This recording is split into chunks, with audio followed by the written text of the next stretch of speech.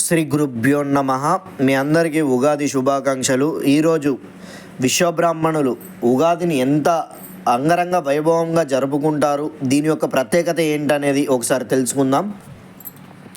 చూడండి, ముఖ్యంగా విశ్వబ్రాహ్మణులు ఉగాదిని ఎలా జరుపుకుంటారు అంటే అమావాస్య అంటే చైత్రశుద్ధ పాడ్యమి ముందు రోజు, అమావాస్య ముందు రోజే వీళ్ళకు పండుగ అనేది ప్రారంభమవుతుందండి.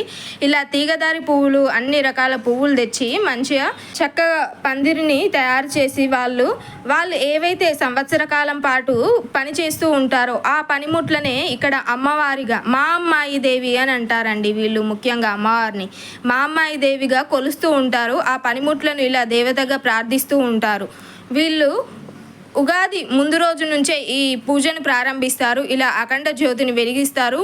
3 రోజులు, 5 రోజులు లేదా వాళ్ళు తగిన రోజులు ఇలా పూజను చేసుకుంటూ ఉంటారు. ఈ అఖండ జ్యోతి అన్ని రోజులు కూడా వెలుగుతూనే ఉంటుంది వాళ్ళ ఇళ్లలో.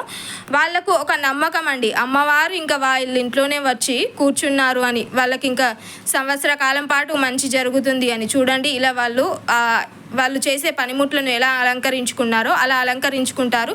ఈ తీగదారి పూలతోని ఇలా చక్కగా అమ్మవారిని ప్రార్థిస్తూ ఉంటారండి. ఈ తీగదారి పూలు మనం చూడండి సంవత్సర కాలం పాటు మనకు కనిపించవండి. కేవలం ఉగాది ముందు రోజు మాత్రం, ఉగాది ఈ సమయాన మనకు చాలా గుబురుగా మంచిగా కనిపిస్తూ ఉంటాయి ఈ పువ్వులు తెచ్చుకొని, ఈ విస్తార్లు కూడా వీళ్ళు ఏంటి అంటే ఈ ఆకులు తెచ్చుకొని అన్నీ కొత్తవే వాడతారండి.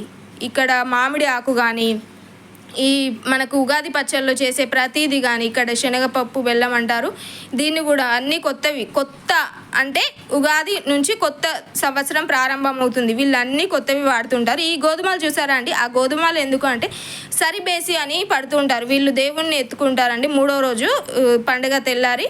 అలా ఆ రోజు సరిబేసి పట్టడం వల్ల ఏంటి అంటే వీళ్ళు అమ్మవారు వీళ్ళని ఎలా అనుగ్రహిస్తుంది. మామూలుగా మనం గుళ్ళల్లో పంచాంగ శ్రవణం వింటూ ఉంటాం కదండి, అదే పంచాంగ శ్రవణం వీళ్ళు ఇక్కడ సరిబేసి పట్టుకొని అమ్మవారు మనకు ఎలా అనుగ్రహిస్తారు, అమ్మవారు మనకు అనుకూలంగా ఉన్నారా, ఎలా ప్రతికూలంగా ఉన్నారు, ప్రతికూలంగా ఉంటే మనం ఎలాంటి పరిహారాలు చేసుకోవాలి, అలా అమ్మవారిని ప్రార్థిస్తూ వాళ్ళు సరిబేసి పడుతూ ఉంటారు.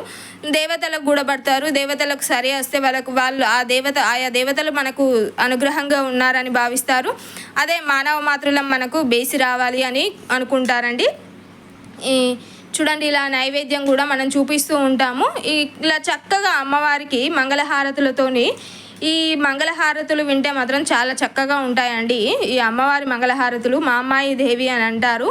మీరు మా అమ్మాయి దేవిని వింటే కనుక, ఈ పేరు వింటే కనుక ఒకసారి కామెంట్ బాక్స్లో కామెంట్ చేయండి. చూడండి ఎంత చక్కగా అమ్మవారు కనిపిస్తుంది అంటే. ఈ విశ్వబ్రాహ్మణులకు ఇది చాలా ప్రత్యేకమైన పండుగ అండి. మీలో ఈ వీడియో చూస్తున్న వాళ్ళలో ఎంతమంది విశ్వబ్రాహ్మణులు ఉన్నారో ఒక్కసారి కామెంట్ చేయండి. మీరు మీ పూజా విధానాన్ని తెలపండి. Please subscribe channel.